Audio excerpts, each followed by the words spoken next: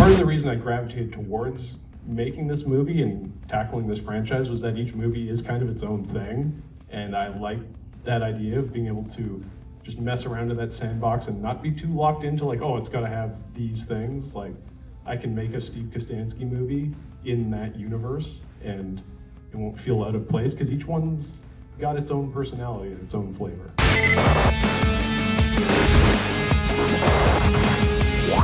What you're about to check out is a Q&A that took place after the Toronto premiere of Deathstalker. We got the director, cinematographer, and some cast members. Lots of fun behind the scenes insight. And a great big thank you to Michael of Raven Banner for the invite. And a huge shout out to Andrea of Morgue magazine for hosting this very special Q&A. Hope you enjoy it. I thought maybe to start we could just go down the list and you could give us some of your favorites of this particular fantasy, horror, sword and sorcery era. Start with me. Yeah, with you. That's tough, okay. That's why they gave you the mic. Exactly, Okay, yeah. here you go. I mean, Deathstalker 2, Conan. Woo! Conan, right? Conan? Yeah. I think a lot of the inspiration, though, visually for this movie was actually Army of Darkness. It was, I like Flesh and Blood a lot, and Steve's Deathstalker is my favorite, my new favorite. Oh, thanks, Suck Conor. up. You already got the role. I like the live-action Fist of the North Star movie from the 90s. Oh, sick. Nobody talks about that movie. That's right, Josh. Thank you. You got your hands there? Good. Okay. Yeah. I'm gonna double down on Deathstalker 2025. Ass kissing. Deathstalker 2025 and The Princess Bride. Amazing picks, guys. And I guess I wanted to start with that just because, like I said, it's been so long since we've seen that. Do you have an idea of why, Steve? Like, cinematic genres cycle and they come back and they come back. Why hasn't this one come back until now? I mean, it's kind of like me doing Frankie Frico and being like, why aren't people making little shithead monster movies? Fantasy, it's the same thing. Like, we've got lots of big fantasy right now. We got all our, like, Rings of Power and our House of the Dragon or whatever it's called. Like, we got these, like, giant fantasy epics, but we don't have the budget ones from the 80s and 90s. You know, stuff like Kull the Conqueror. Like, I don't know, I kind of miss that stuff. So that's why I wanted to make this movie. Try to bring it back as best as I could. You really did, and I feel like all of your films are almost like you can see the references, but they all come together to create something really unique. Do you ever worry that you're leaning too hard on a particular reference material that you know and love? I mean, I just follow my heart with these things and hope it works. I mean, if I overthink it, then it stops being fun, and if it's not fun, I don't want to do it, so. No, I can tell it comes from the heart, and as cheesy as it sounds, like it resonates.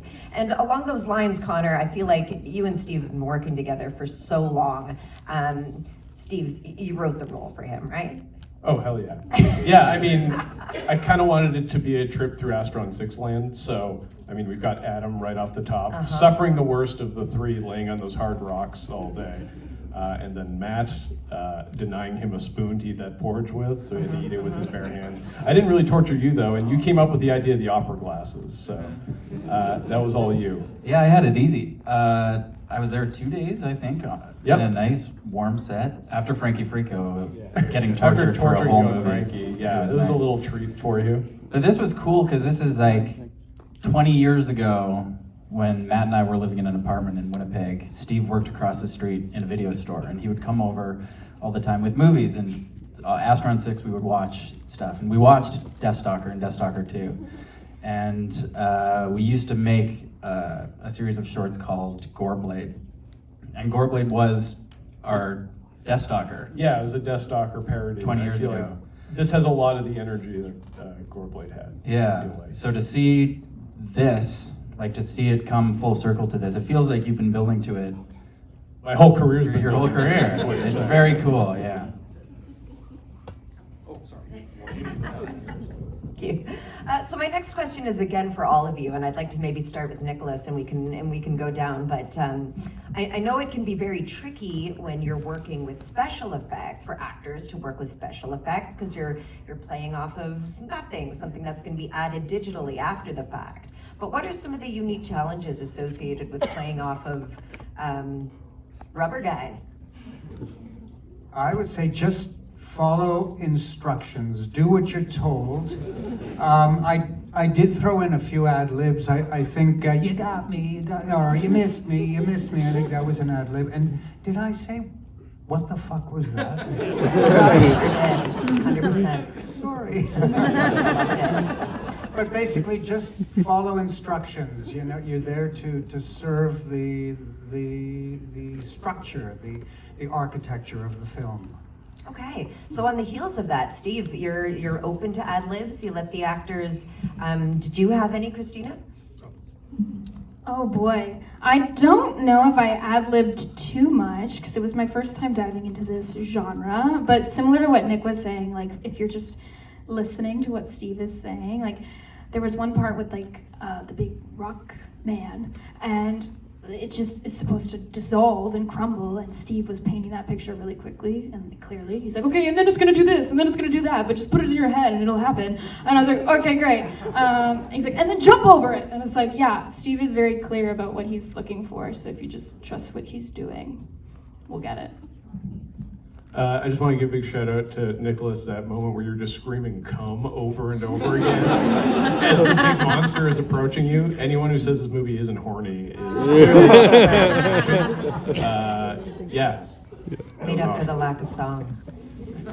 What about you, Andy? What is it like to shoot creatures? Like, what are some of the unique challenges associated with that? Yeah, I feel like I got a real, I shot Psycho Gorman as well, so I got a kind of a crash course in Steve style.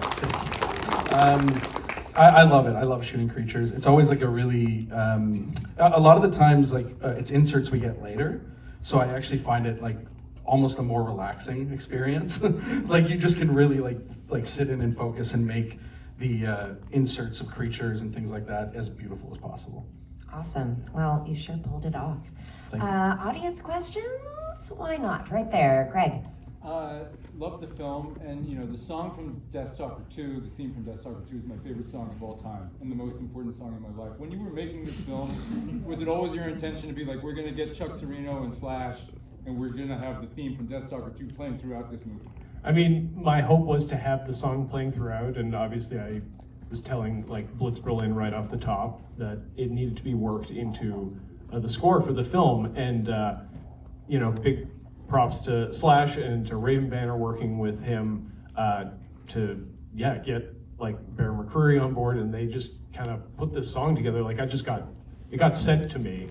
Like I didn't really know it was in the works. It just showed up, and they're like, "Hey, here's this awesome song," and so it was a wicked surprise that I then passed to Blitz Berlin and was like, "Can you integrate this into the whole movie? Because it friggin' rocks." So yeah, they like took the song and they. Obviously the whole thing plays over the end credits, but they actually took bits of it and wove it throughout the film as well, and took out some of Slash's tasty licks and put them throughout the film as well. So yeah, in conclusion, Deathstalker 2 theme is the best. I listen to it when I'm driving in the car all the time, and you should too. So speaking of Bear McCreary, what was it he was playing in that video? That's not the apprehension engine, is it? I was wondering myself with that contraption. It looked like that cosmic key from Masters of the Universe. Anyone know? Oh, it's a hurdy-gurdy. A hurdy-gurdy. A hurly-burly, that's a real thing. Whirly-birdie. Another question? I saw another hand go up right here. Mustache.